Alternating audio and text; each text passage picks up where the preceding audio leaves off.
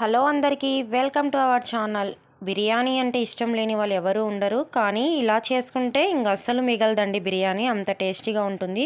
ఇప్పుడు ఎలా చేయాలో చూపిస్తున్నాను. ఇది మాత్రం వీడియోని సేవ్ చేసుకోండి, అలానే కామెంట్ చేయండి, లైక్ చేయండి. ఇప్పుడు ప్రాసెస్లోకి వెళ్ళిపోదామా? మీరు చూస్తున్న మసాలాలోకి ఏమేమి వేసానంటే, ఇందులోకి చెక్క, లవంగం, ఇలాచి, ధనియాల పొడి, అలానే కొత్తిమీర, అల్లం, వెల్లుల్లి, కొద్దిగా సాల్ట్ వేసేసి ఇలా మెత్తగా మిక్సీ పట్టేసుకోవాలండి.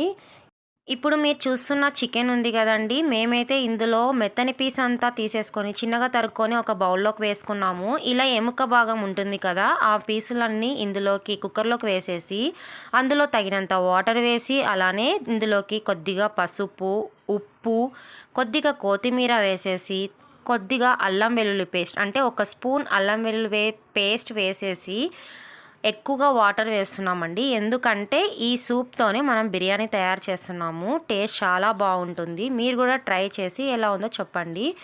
ఈ కుక్కర్లో మొత్తం అన్నీ వేసిన తర్వాత ఇలా చేత్తో మిక్స్ చేసి మూత పెట్టేసి విజిల్స్ పెట్టుకోవాలండి. ఒక 5 or 6 విజిల్స్ పెట్టుకోవాలి. ఎందుకంటే ఇవి ఎముక కాబట్టి ఇలా వాటర్ అంతా వచ్చేస్తుంది అందులో ఉండే సూప్ మొత్తం. ఇలా ఒక బౌల్లోకి తీసి పెట్టేసుకోవాలండి. ఇప్పుడు నేను చిన్నగా తరుక్కున్న మెత్తని పీస్ చెప్పాను కదా, అదొక బౌల్లోకి వేసుకున్నానని. ఇప్పుడు ఇందులోకి ఏమేమి మిక్స్ చేశానో చూపిస్తున్నాను. ఇందులోకి అల్లం వెల్లుల్లి పేస్ట్ అయితే వేసామండి. కొద్దిగా సాల్ట్ వేసుకోవాలి. ఇప్పుడు నేను ఇది కబాబ్ స్టైల్లో కలుపుతున్నాను. ఇలా చేయడం వల్ల బిర్యానీలోకి మనకి ఈ పీస్ వస్తే చాలా టేస్టీగా ఉంటుంది తినేటప్పుడు. ఇందులోకి కబాబ్ పౌడర్ కూడా వేస్తున్నాను. ఒక 3 టేబుల్ స్పూన్స్ కబాబ్ పౌడర్ వేసాను. వేసి బాగా మిక్స్ చేసేసానండి. ఇందులోకి అలానే హాఫ్ నిమ్మకాయ పిండేసాను. ఇప్పుడు స్టవ్ ఆన్ చేసి బాండ్లీ పెట్టేసి అందులోకి ఆయిల్ వేసుకున్న తర్వాత మనం కలుపుకున్న మెత్తని పీస్ కబాబ్ మొత్తం వేసుకోవాలి. ఇలా మొత్తం అన్నీ ఆయిల్లో డీప్ ఫ్రై చేసేసుకొని పక్కన తీసి పెట్టేసుకోవాలండి. ఇప్పుడు స్టవ్ ఆన్ చేసి బాండ్లీ పెట్టుకొని అందులో 2 టేబుల్ స్పూన్ ఫుల్గా నెయ్యి వేసేసుకొని, అలానే ఆయిల్ కూడా ఎక్కువగా వేసుకోవాలండి. ఎందుకంటే ఇప్పుడు మనం బిర్యానీ ప్రాసెస్లో ఉన్నాము. ఇందులోకి ఫస్ట్ అయితే ఆనియన్స్ వేసేసుకొని బాగా ఎర్రగిన తర్వాత ఇందులోకి వాష్ చేసి పెట్టుకున్న మెంతాకు వేసుకొని బాగా వేయించుకోవాలండి. అలానే కొద్దిగా హాఫ్ టేబుల్ స్పూన్ సాల్ట్ వేసేసి, అలానే పచ్చిమిర్చి కూడా వేసుకోవాలండి. టమోటాలు ఒక 4 వరకు తీసుకున్నాను, ఎర్రటి టమోటా. అలానే పుదీనా వేసేసుకొని ఇవన్నీ బాగా మగ్గించేంత వరకు బాణీలో వేయించుకున్న తర్వాత ఇప్పుడు కుక్కర్ తీసుకొని వేసుకున్నామండి. ఎందుకంటే బాణీలో వేయించుకునేకి లేట్ అవుతుంది ప్రాసెస్ అని చెప్పి ఇప్పుడు కుక్కర్లోకి వేసుకున్నాము. ఇందులోకి వేసాను కదా, స్టార్టింగ్లో చూపించిన మసాలా మొత్తం వేసేసుకొని ఇందులోకి పెరుగు వేసుకోవాలి.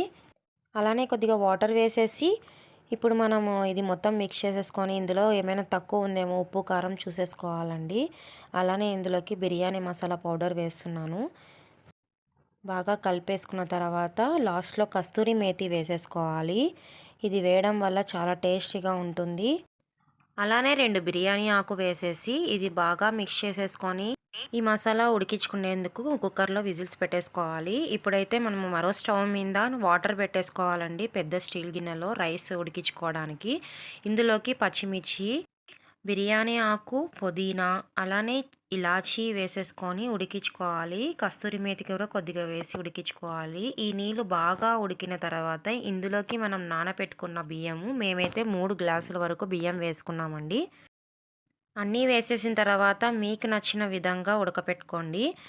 మేమైతే కొద్దిగా శాతం ఉడికిన తర్వాత బాగా పూర్తిగా వాటర్ వంచేసుకున్నాము.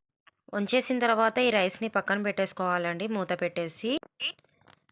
బిర్యానీ కావాల్సిన మసాలాలు వేసి మనం ఇప్పుడు విజిల్స్ పెట్టుకున్నాం కదా, అవైతే అయిపోయినాయి. ఇలా వచ్చేసిందండి. ఇప్పుడు మరొక స్టవ్ మీద సిల్వర్ బౌల్ పెట్టేసుకున్నాము. అందులోకి కింద అడుగు అంటకుండా ఇందులోకి నెయ్యి యూజ్ చేస్తాం. ఫస్ట్ అయితే కుక్కర్లో గ్రేవీ తయారు చేసుకున్నాం కదా, ఆ గ్రేవీ మొత్తం వేసుకోవాలి. అలానే లేయర్గా మొత్తం అన్నీ వేసేసుకోవాలండి. ఇప్పుడైతే రైస్ వేసుకుంటున్నాము. అలానే కలర్, రోస్ట్గా పీసెస్ని మనం కబాబ్లా తయారు చేసుకున్నాం కదా, ఇప్పుడు కబాబ్ లేయర్ కూడా వేసేసుకోవాలి. ఇలానే ప్రాసెస్ మొత్తం ఫుల్గా వేసేసుకున్న తర్వాత ఇది పూర్తిగా దమ్ పెట్టేసుకోవాలండి మూత పెట్టేసి. మధ్యలో మూత తీసి కొద్దిగా చూసుకుంటే ఇందులో ఎలాంటి తేమ ఉన్నా కొద్దిసేపు సిమ్లో పెట్టుకొని అలానే మగ్గిచ్చేసుకోవాలి. రోస్టెడ్ పీస్ చికెన్ బిర్యానీ అయితే రెడీ అయిపోయింది. నా ఛానల్లో అయితే ఇదే ఫస్ట్ టైం అండి ఇంత రీల్ చెప్పడము. లైక్ చేయండి, అలానే షేర్ చేయండి, సబ్స్క్రైబ్ చేసుకోవడం మర్చిపోండి.